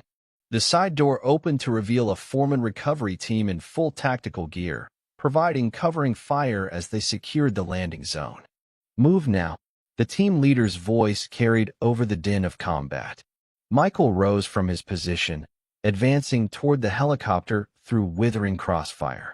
His prosthetic leg protested with each step, efficiency now below 40%, structural integrity compromised from sustained operational stress. 20 feet from the helicopter, a round impacted Michael's right thigh, spinning him partially. Another struck his tactical vest, the ballistic material absorbing most of the energy, but the impact still driving the breath from his lungs. The recovery team responded immediately, 2 operators providing increased covering fire while the others moved to assist Michael. Strong hands grasped his tactical harness, half dragging him the remaining distance to the helicopter as rounds impacted around them. Package secured. The team leader's voice crackled through communications channels as Michael was pulled into the helicopter's interior. Immediate dust-off. Medical support on standby. The helicopter lifted, banking hard to clear the ridgeline as its companion aircraft continued to engage cartel forces below. A medic moved immediately to assess Michael's wounds, cutting away clothing to expose the injuries. GSW right thigh, through and through. GSW left shoulder, superficial. Multiple contusions consistent with combat movement. Prosthetic left leg showing critical stress indicators. The medic's assessment was clinical, efficient, administering field blood replacement and stabilization protocol. Michael felt the cold rush of combat pharmaceuticals entering his system, specialized compounds designed to maintain consciousness while managing pain and preventing shock. The tactical display continued to function despite damage, showing their position relative to the border, the decreasing distance to American airspace and safety. Extraction successful, the team leader reported, kneeling beside Michael. Target secured, proceeding to designated medical facility. Border crossing in approximately 3 minutes. Michael managed to focus through the haze of pain and medication. Emma. The team leader nodded understanding. Your daughter is secure. Protocol Obsidian active and monitored. She'll be waiting when you're stabilized. Relief flooded through Michael, more powerful than any medication. The mission objectives achieved, the threat eliminated, Emma safe. Everything else, the injuries, the diplomatic consequences, the potential legal ramifications, was secondary. As the helicopter crossed into U.S. airspace, Michael allowed consciousness to fade, secure in the knowledge that he had kept his promise to protect what mattered most. Emma would never know the full extent of what he had done, the lines he had crossed, the decisions he had made. She wouldn't need to bear that burden. But she would be safe, from Ramirez, from Vega, from the violence that had claimed so many lives along the border. In the end, that was all that mattered. The military hospital at Fort Huachuca hummed with quiet efficiency as Michael Reeves opened his eyes. Sunlight filtered through half-drawn blinds, casting geometric patterns across the sterile white sheets. His body felt distant, disconnected, the familiar effect of military-grade painkillers and post-operative medication. Welcome back, Captain. Michael turned his head slightly to identify the speaker, a man in civilian clothes with the unmistakable bearing of senior military command. The face was familiar from briefings years earlier, though the additional stars on his service record were new. General Hayden, Michael acknowledged, his voice rough from disuse. Didn't expect a personal visit. When one of my former best operators conducts an unauthorized cross-border mission, eliminates a high-value cartel target, and requires broken arrow extraction, it tends to get my attention. Hayden's expression remained neutral, unreadable. 3 days in surgery. New prosthetic fitting yesterday. Medical team says you've got remarkable recovery capability for a man who should be dead several times over. Michael attempted to sit up, evaluating his body's responses. Right thigh heavily bandaged where the bullet had passed through. Left shoulder immobilized. Dull ache where his prosthetic connected, the combat model replaced with a temporary medical unit. Emma. The question encompassed everything that mattered. Safe. Protocol Obsidian was executed flawlessly. She's been cleared to visit now that you're stabilized. Hayden crossed to the window, looking out at the desert landscape beyond. Which brings us to the complicated part. Michael waited. Military protocol dictated that after-action assessments proceeded at the superior officer's pace, regardless of personal urgency. Officially, you don't exist, Hayden continued. The operation never happened. Ramirez and Vega were eliminated by internal cartel conflict according to all public sources. Mexican authorities are investigating, but without bodies, which mysteriously disappeared during transport, they have limited evidence. And unofficially? Michael asked. Hayden turned back to face him. Unofficially, you delivered the most significant intelligence package on cartel operations we've received in 5 years. 3 separate agencies are dismantling Ramirez's network as we speak. 12 corrupt officials identified.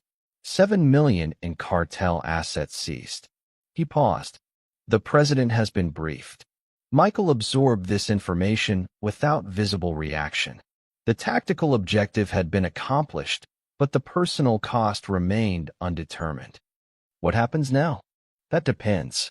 Hayden pulled a chair beside the bed, his posture shifting subtly from command authority to something more conversational.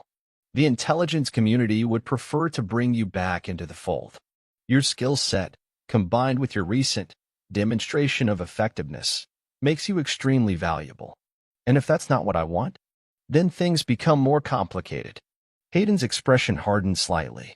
You violated multiple federal laws, crossed an international border without authorization, engaged in what could be classified as assassination on foreign soil. There are people in Washington who would push for prosecution if you weren't useful. Michael had anticipated this response. Special operators existed in a gray zone, celebrated when their actions aligned with official objectives, expendable when political winds shifted.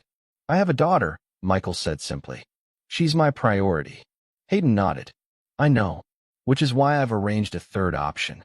He outlined the proposal with military precision, a specialized consultant role with limited operational requirements, official recognition of Michael's actions as sanctioned intelligence gathering, protected status for both him and Emma, relocation to a secure community near Fort Huachuca where other families of special operators resided.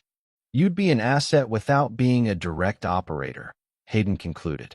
Training new recruits, providing tactical assessment, occasional consultation on high-priority targets.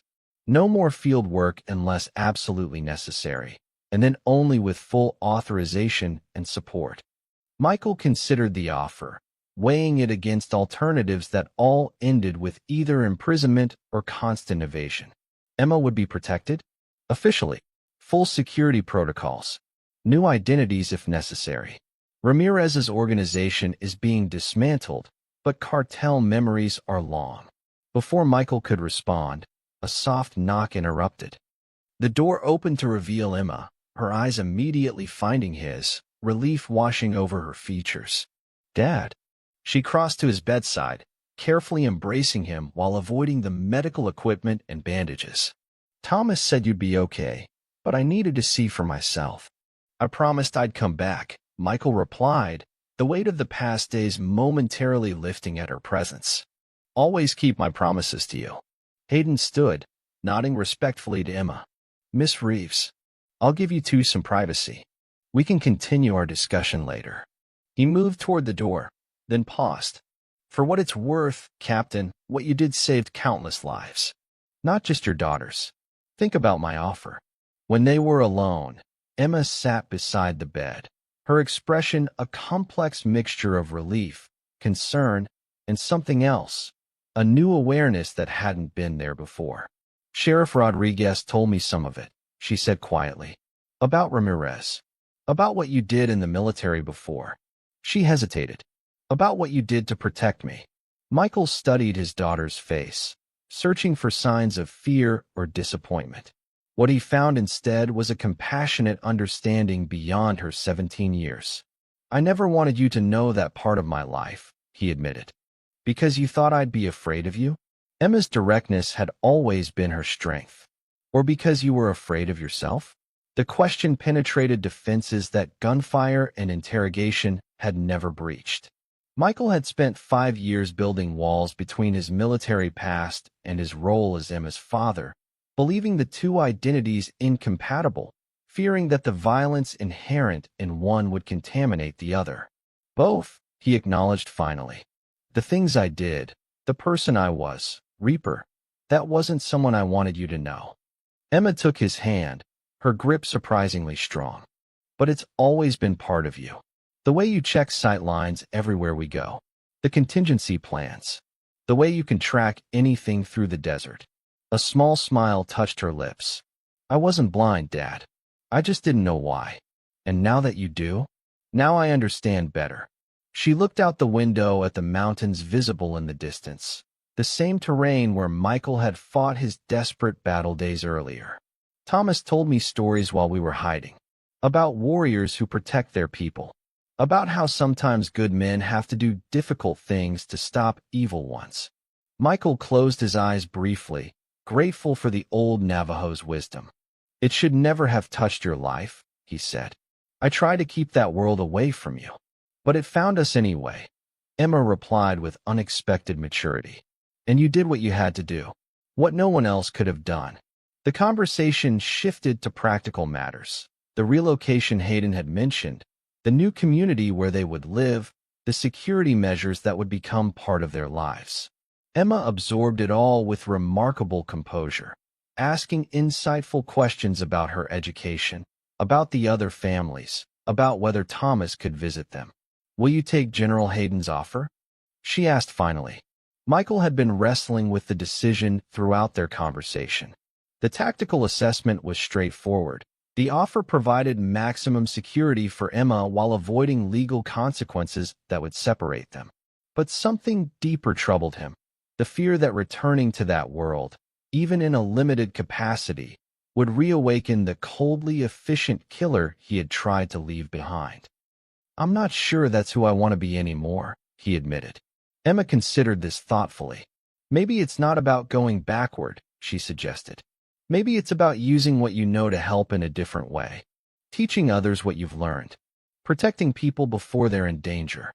Her insight struck Michael with unexpected force.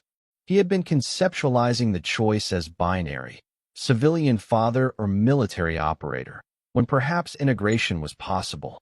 The experience and skills that made him effective in combat could be repurposed, redirected toward prevention rather than intervention.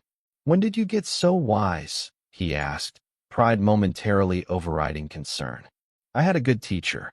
Emma smiled. "Someone who showed me that strength isn't just about fighting. It's about knowing when to fight and when to find another way." Their conversation was interrupted by another knock. Sheriff Rodriguez this time.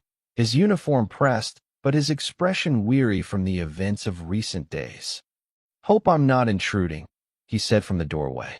"Medical staff said you were awake and receiving visitors." "Come in," Michael invited, noting the official folder Rodriguez carried. "Official business?" "Yes and no."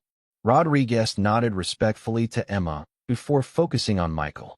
"I've been appointed liaison for local law enforcement with the task force dismantling Ramirez's network. They're finding connections throughout the county, businesses, properties, personnel. The cartel presence was more extensive than anyone realized." Michael wasn't surprised. Cartel infrastructure developed slowly, methodically, establishing deep roots before operational expansion. "The community's responding," Rodriguez continued.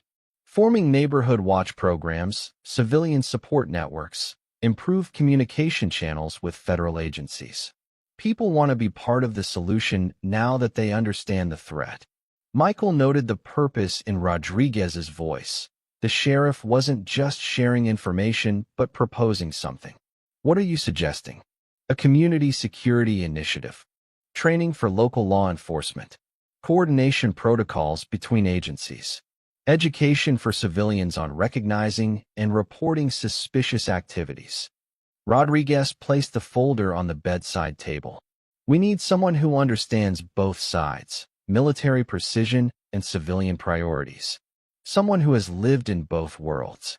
The proposal aligned unexpectedly with what Emma had suggested, using his skills for prevention rather than direct action, teaching rather than doing, protecting communities rather than eliminating threats after they materialized.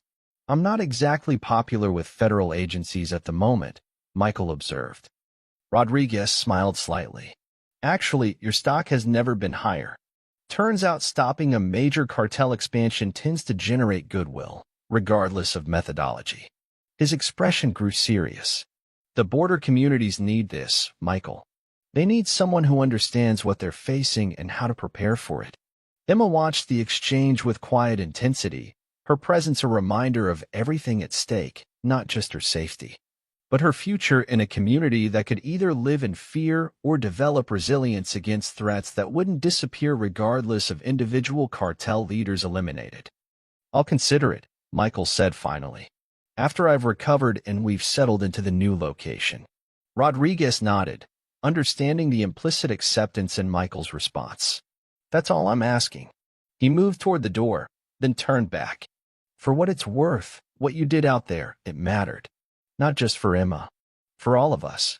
After Rodriguez departed, a comfortable silence settled between father and daughter.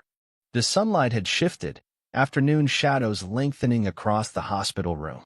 Michael felt a profound weariness that transcended physical injuries, the aftermath of combat, of decisions that couldn't be undone, of crossing lines he had promised himself would remain uncrossed.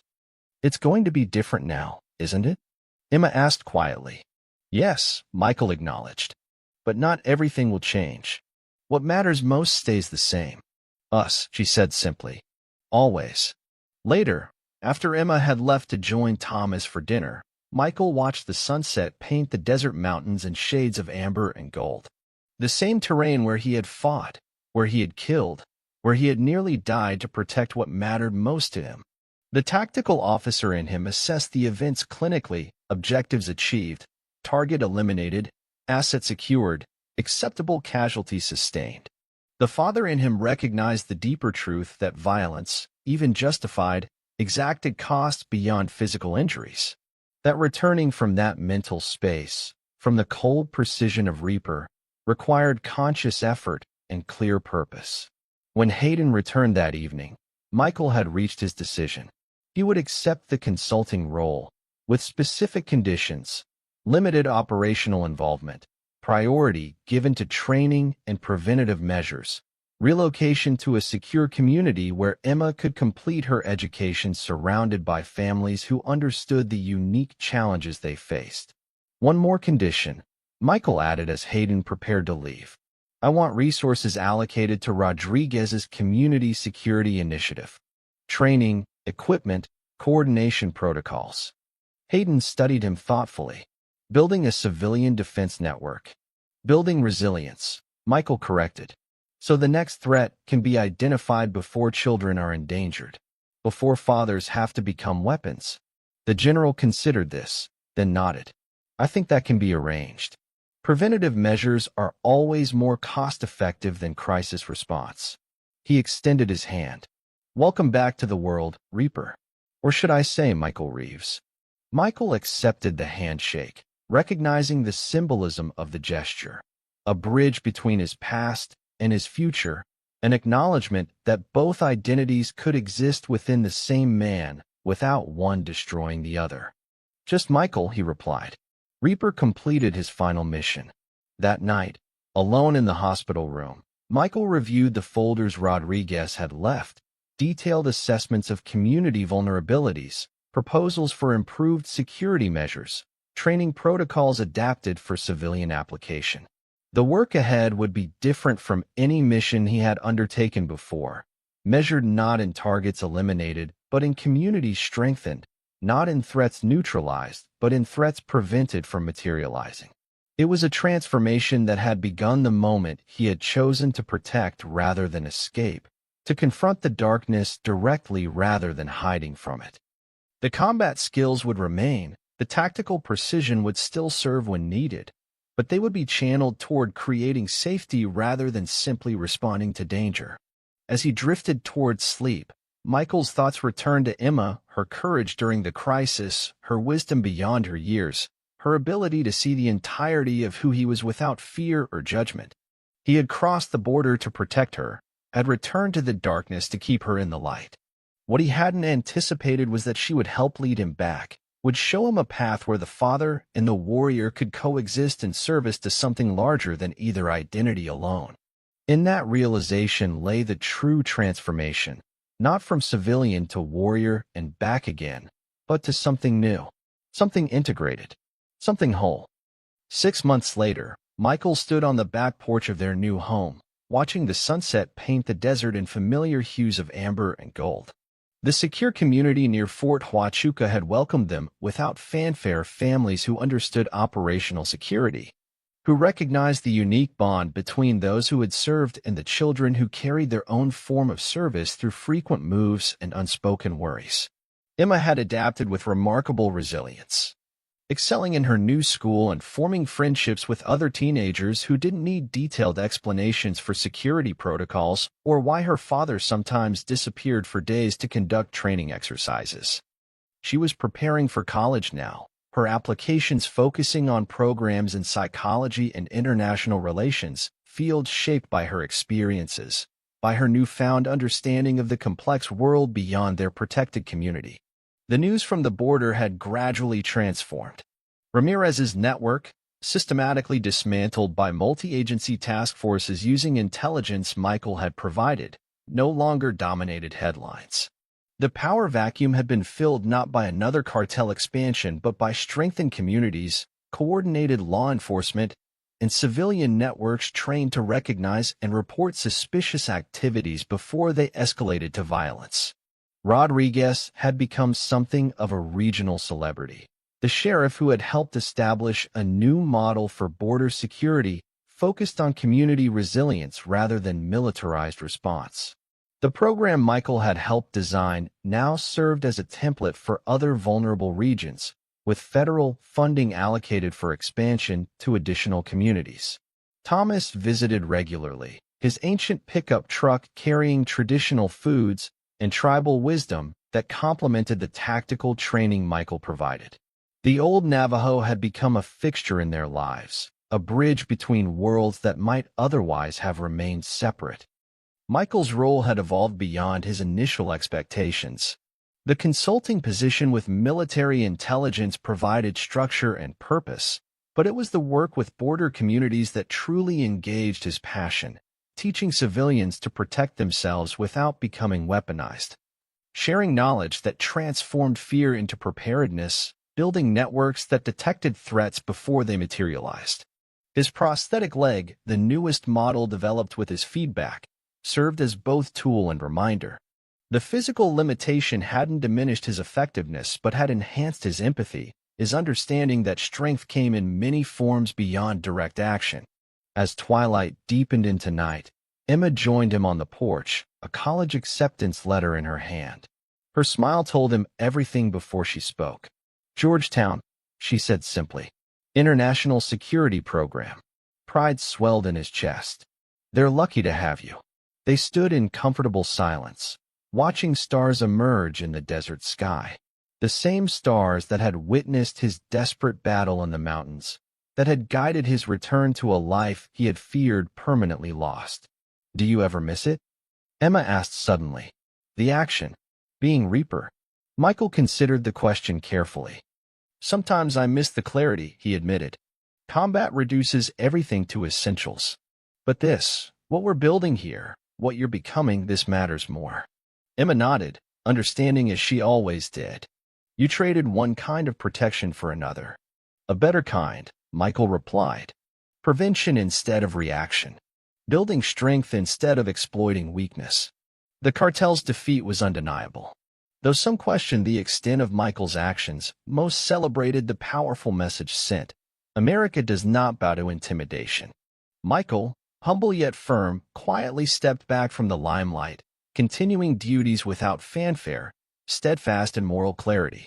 His story stands as a testament to an enduring American truth, that genuine strength lies not in aggression but in preparedness, resolve, and the unwavering commitment to justice and liberty for all.